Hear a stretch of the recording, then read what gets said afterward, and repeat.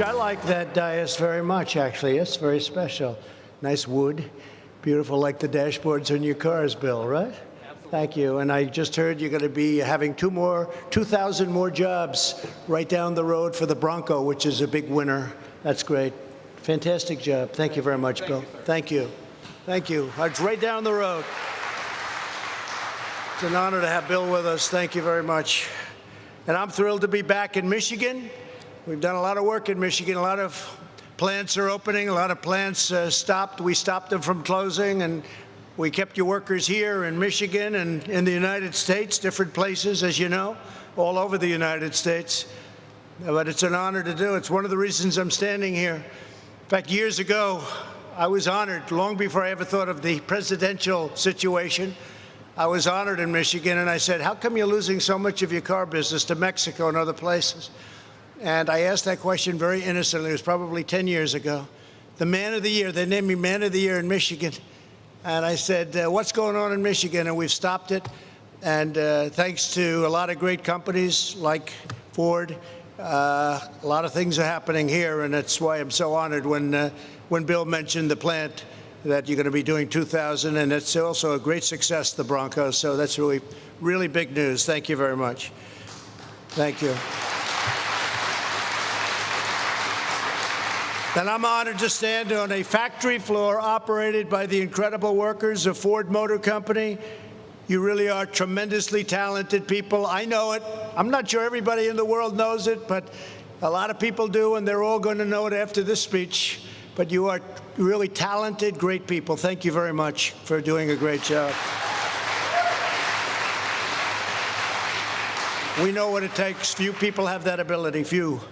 In our nation's war against the invisible enemy, the hardworking patriots here today answered the call to serve. You prove that the American worker is built Ford, and you're built Ford tough. A great expression. You still use that expression, I think, Bill, right? That's a great expression. And let's see, can I use it for maybe myself? Built Trump tough. I don't know. They may say that's a takeoff. That's no good. You can't do that. And you've made really America proud, and you've made Ford proud. And America is very proud of Ford. Right here at the Rawsonville component plant, you're building a great medical arsenal to defeat the virus and cement America's place as the leading manufacturer and exporter of ventilators anywhere in the world. We're now getting calls from other countries, many other countries, both friend and foe, believe it or not. We get calls from foe, and we want to help them out, too. And we're making thousands and thousands of ventilators. And I think we really sort of started right over here. We got a call very early on from Bill and the group. And this is incredible what's happened and what you've done. With your help, not a single American who has needed a ventilator has been denied a ventilator, not one. And as you remember, we took over empty cupboards. The cupboards were bare. And we got into the business of ventilators and testing and all of these other things. Now we've done 14 million tests. The second country is at 3 million and less than 3 million. Germany, South Korea, and they've done a good job. But we're at 14 million tests, and the tests are the best of all. But on behalf of our entire nation, I want to say thank you very much. Thank you very much for doing a great job. Driven by the love and sweat and devotion of everyone here today, we're saving lives, we're forging ahead, and as of this week, the beating heart of the American auto industry is back open for business. That started right away, didn't it? It starts right now. And you have all those supply chains coming in. They're going to come through, because if they don't come through, just build the product right here, okay? Because, you know, that can happen, too. But we heard that. It's a big story that we're starting with the cars now, and it's going to be a big success. In addition to many wonderful UAW workers, we're joined by Secretary Ben Carson, who's done a fantastic job. Where's Ben? Ben is here. Thank you, Ben. Where is he? Oh, there he is. Hi, Ben. Thank you, Ben. Thank you.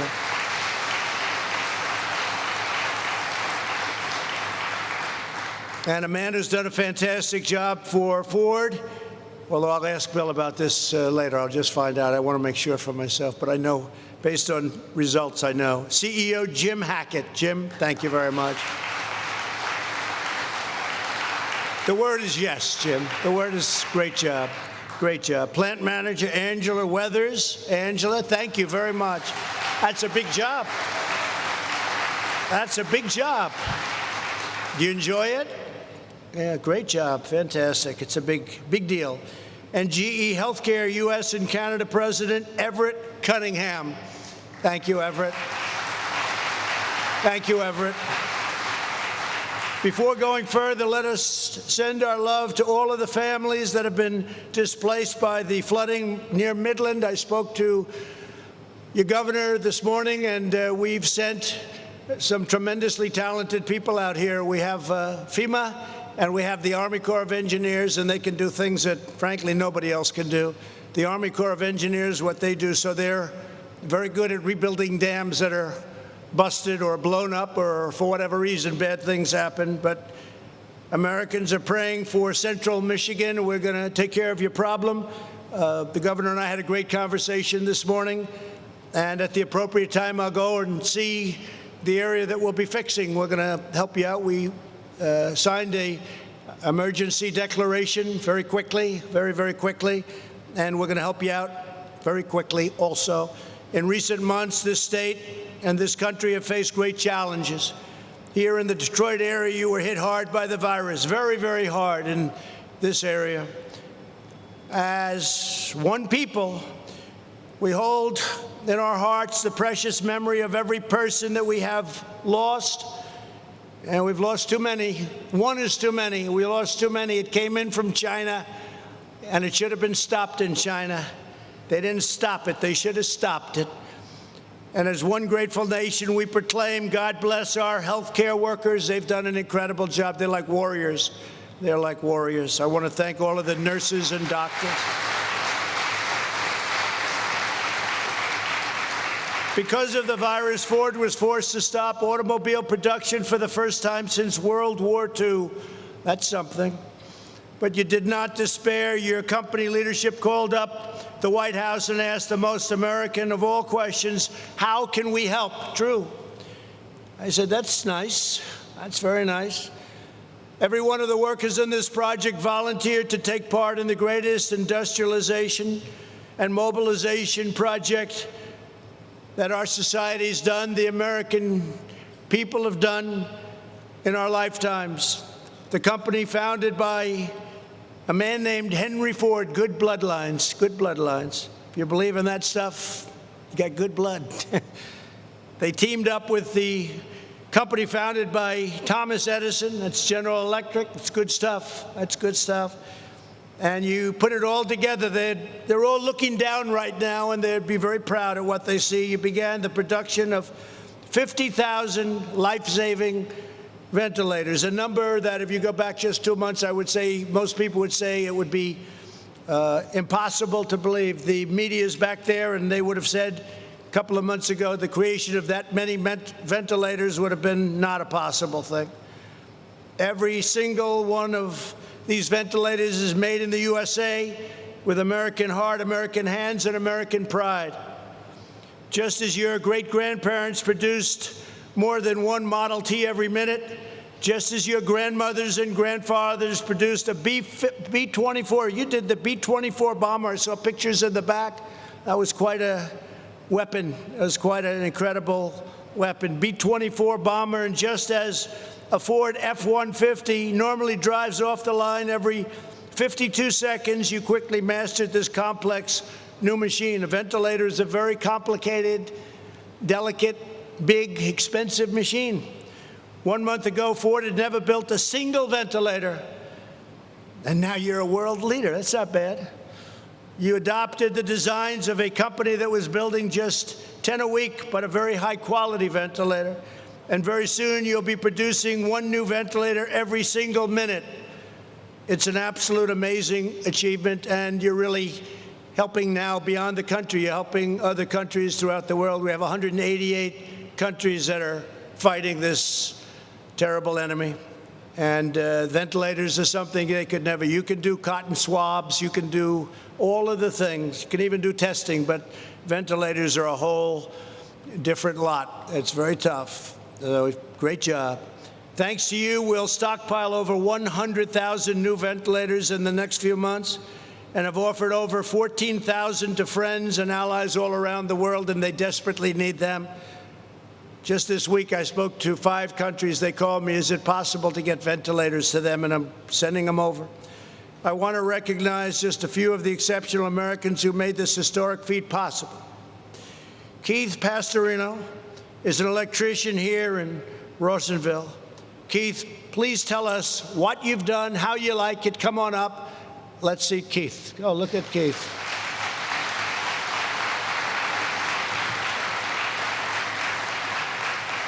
Thank you, Keith. Love to grab him and shake his hand, but I guess we can't do that, can you? Well, on behalf of Ford and the UAW, welcome, Mr. President. I'm Keith Pastorino. I'm an electrician.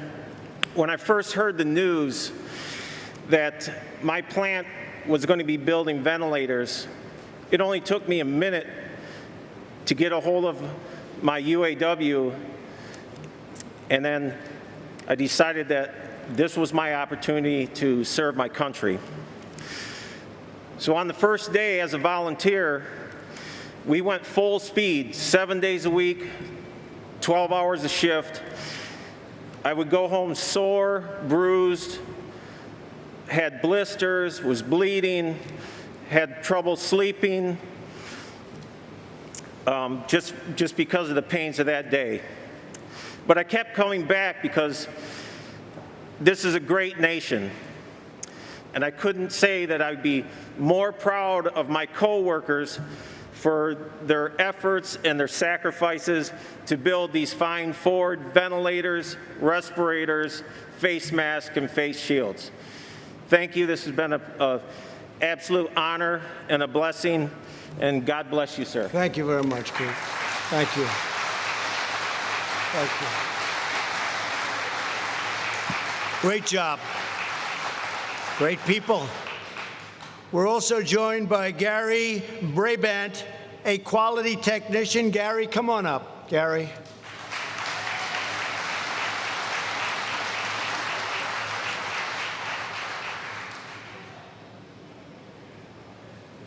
Thanks, Gary. Good afternoon. Thank you, President Trump, for the honor to tell my story. My name is Gary Brabant, and I'm a 4th-generation Ford Motor Company employee. My grandfathers worked for Ford Motor Company during World War II, and my father retired from Rawsonville after 41 years. I always knew growing up I wanted to work for Ford. I am very, very proud of the ventilator project and the amazing job done by Ford and the UAW team here. I had anxiety when I received the call to volunteer. I didn't want to get sick or take it home to my family. However, upon arriving here on the first day, I felt safe due to the new policies and procedures put forth by our UAW health and safety team. It's a great feeling to know everything we are doing here and each assembly we make is saving somebody's life. Thank you, Mr. President, and God bless America. Thank you very much. Thank you, Gary. Thank you, Gary, very much. With us as well is Adrian Price, who has helped lead this effort as one of Ford's top engineers, highly respected. Come on up, please, Adrian.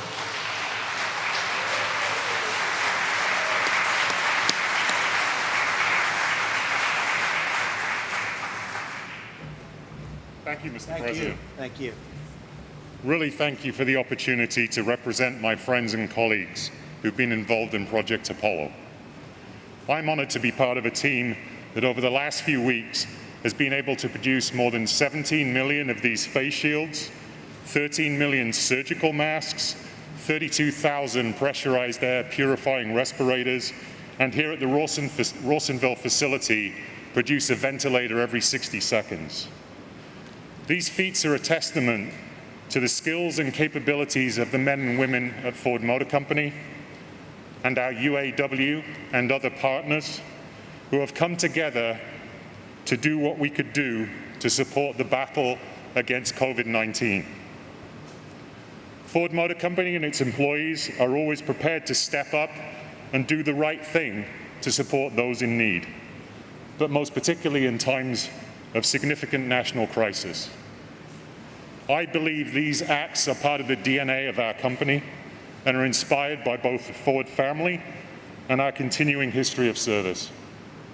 Personally, I'm proud to be playing a part in supporting the brave men and women who are on the front line every day, putting themselves at risk to help others. And as I stand here today, surrounded by these awesome American-made cars, SUVs, and beautiful trucks, I'm so pleased that our facilities and dealerships are safely in operation and serving the needs of our current and maybe future Ford and Lincoln customers. Thank you, Mr. President. I bought plenty of them. Thank you, Adrian. Yep, I have a lot of those Lincolns. That's great. Thank you very much. The global pandemic has proven once and for all that to be a strong nation, America must be a manufacturing nation. We are bringing it back. 600,000 jobs. Previous administration said manufacturing, we're not doing that. It's gone from this country. They were wrong. 600,000 jobs until we had to turn it off. And now we're going to turn it back on like never before. You'll see numbers that you didn't even see the last time. We're going to rebuild it quickly. It's going to happen very quickly. We're already seeing indications of that. Larry Kudlow gave some numbers that were really inspiring this morning based on what we're hearing and seeing. True national independence requires economic independence. From day one, I've been fighting to bring back our jobs from China and many other countries. Today, I'm declaring a simple but vital national goal. The United States will be the world's premier pharmacy, drugstore, and medical manufacturer. We're bringing our medicines back.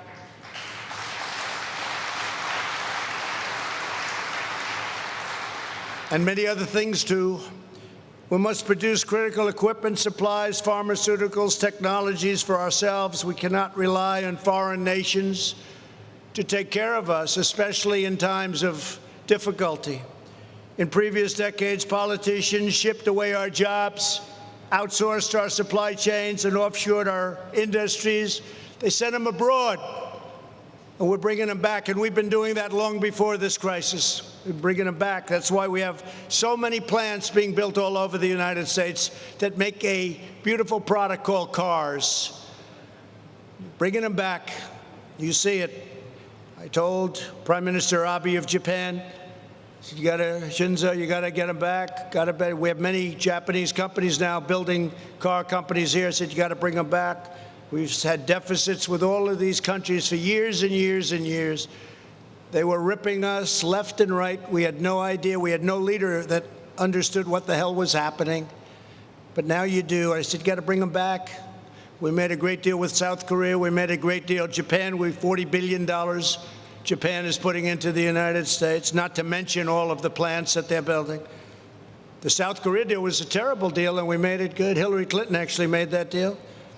She said it's going to produce 250,000 jobs. And she was right. It produced 250,000 jobs for South Korea, not for us. Wasn't too good, was it? But we are bringing it all back to our country. And it started long before this happened. And maybe that's one of the reasons this happened. Maybe people weren't so thrilled with what was going on. But we had the greatest year in the history of our country. And have it again very soon. In this administration, we know that it matters where someone and something, where someone works on something or where something is made. As we've seen today, companies like your great Ford and workers like you are a national treasure. I consider Ford to be a national treasure. I consider you to be a national treasure, the talent, because that talent and culture and commitment to winning are irreplaceable. Your patriotism cannot be outsourced. Your 117 years of incredible manufacturing heritage cannot be replicated anywhere else in the world. The talent, I see the talent. I know what talent is. I understand your world and I understand your business. That's why in my administration we live by two simple rules: buy American and hire American.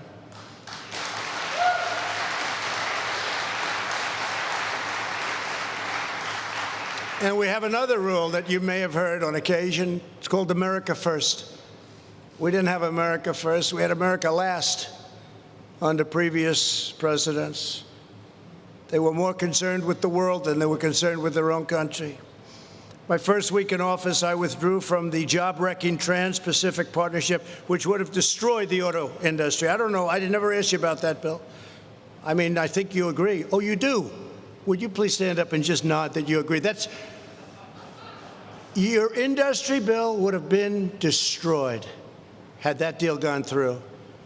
And not only yours, by the way, but other countries would have been very happy. So I don't know. I don't know how the hell these unions aren't endorsing Trump instead of the standard Democrat. A Democrat that doesn't even know where he is. We renegotiated the catastrophic deal with South Korea to preserve the protective tariff on foreign-made pickup trucks. You know, the chicken tax, they call it, right? You know what the chicken tax is? Most profitable thing you have. You know why? Because of the chicken tax that was expiring a year ago, and I got it extended. Because of that tax, it's one of the most profitable products. You live for that product, right?